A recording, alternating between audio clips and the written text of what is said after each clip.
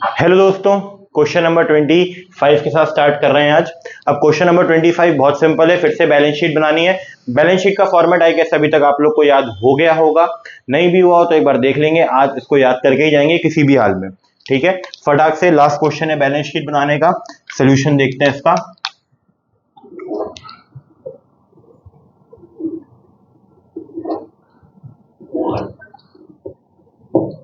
ये हो गया आपका पर्टिकुलर, छोटा सा कॉलम नोट नंबर का। ये हो गया अमाउंट,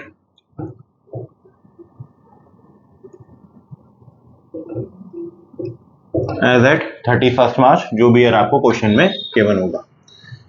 फिर हम यहाँ पे छोटा सा नोट्स टू अकाउंट्स ही बना लेते हैं, notes to accounts, particular and amount column. चलिए जरा स्टार्ट करते हैं, क्वेश्चन को देखते हैं।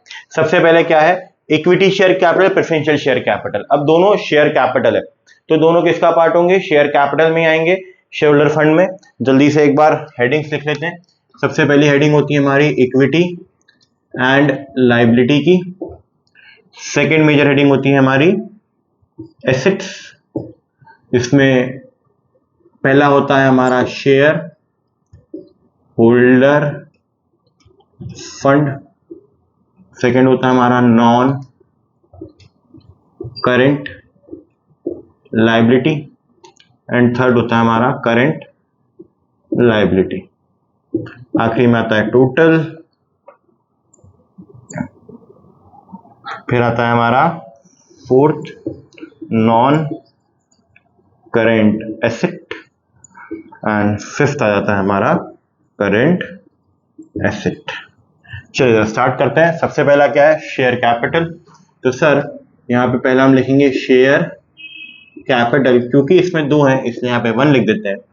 और नोट्स टू अकाउंट्स में फर्स्ट आके हमारा क्या, शेयर कैपिटल, जिसमें आ गया equity share capital and preferential share capital. कितना कितना अमाउंट है बच्चों, 20 लाख और 10 लाख। 20 लाख एंड यहाँ पे आ गया 10 लाख। टोटल अमाउंट हो गया हमारा 30 लाख।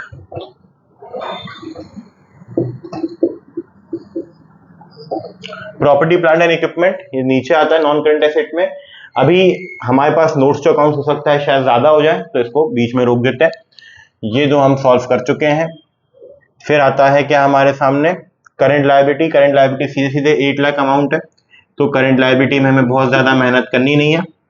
12% डिवेंचर। अब 12% डिवेंचर किसका पार्ट होता है बेटा, बोरोइंग का। लेकिन हमारे पास वर्कमैन कंपनसेशन रिजर्व भी है, सरप्लस भी है। तो पहले हम क्या सॉल्व करेंगे, रिजर्व एंड सरप्लस को पहले सॉल्व कर देते हैं। सेकेंड में आते हैं अपन क्या, रिजर्व एंड सरप्लस पे, जिसमें हमारे पास इस बार रिजर्व में है वर्कमैन कंपनसेशन रिजर्व और सरप्लस तो है ही, और ब्रैकेट में क्या लिखा है, क्रेडिट यानी प्रॉफिट है। ये मैंने आपको पहले ही बताया था, अगर वहां पे सरप्लस इन P&L लिखा है और वहां पे क्रेडिट लिखा है यानी कि वो क्या बता रहा है, प्रॉफिट।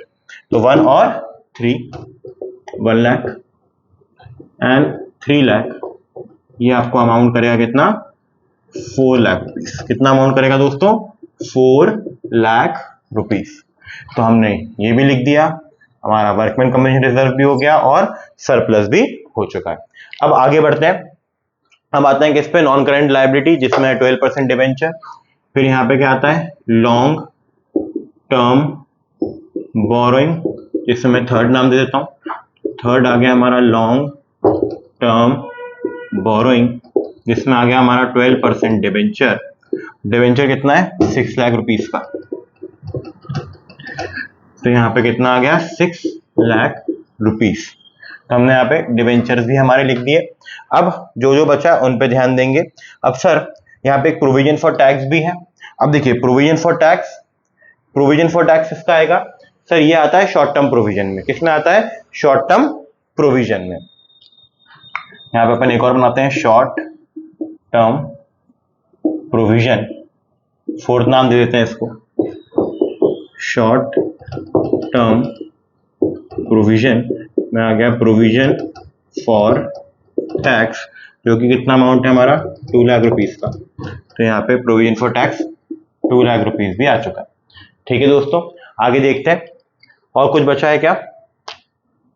प्रोविजन फॉर टैक्स भी हम कर चुके हैं। अब एसेट से चालू करते हैं। प्रॉपर्टी प्लांट एंड इक्विपमेंट, इस पे 5th पोजीशन दे देते हैं। प्रॉपर्टी प्लांट एंड इक्विपमेंट, उसका अमाउंट कितना है 46,60,000। इस पे लेस क्या करेंगे दोस्तों अपन, डेप्रीसिएशन, जो कि है हमारी 16,60,000।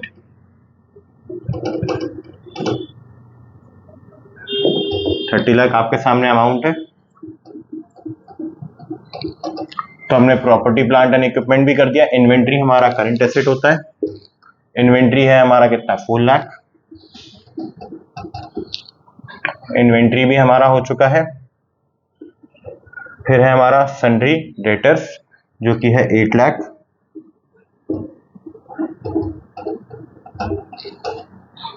ठीक है, आई होप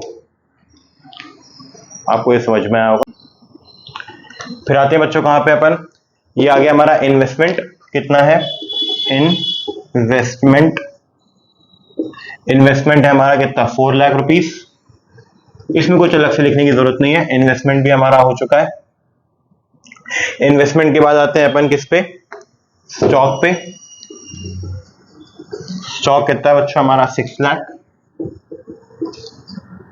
स्टॉक हम कर चुके हैं। डेटर्स है, अब देखो सन्ड्री डेटर्स किसका पार्ट होता है, ट्रेड रिसीवेबल का। तो यहां पे हम लिखेंगे ट्रेड रिसीवेबल, और ट्रेड रिसीवेबल में हम पॉइंट डालते हैं 6th आ गया यहाँ पे ट्रेड रिसीवेबल, जिसमें आ गया हमारा sundry debtors.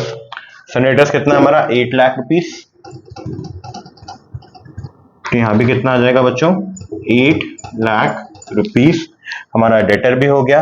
Cash, cash in cash equivalent का पार्ट होता है। इसको अपन 7 डाल देते हैं।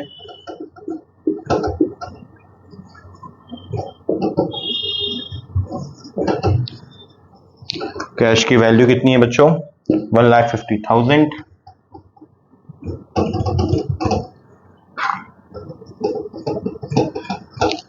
अब ये भी हो गया हमारा।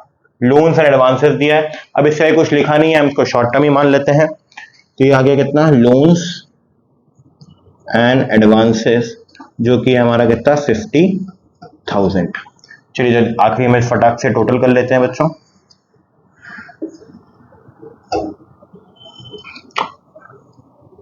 $34, $40, $48 and 50 lakh. 34, 40, 48 and 50 lakh. I hope आपको ये वीडियो समझ में आई होगी। Thank you for watching.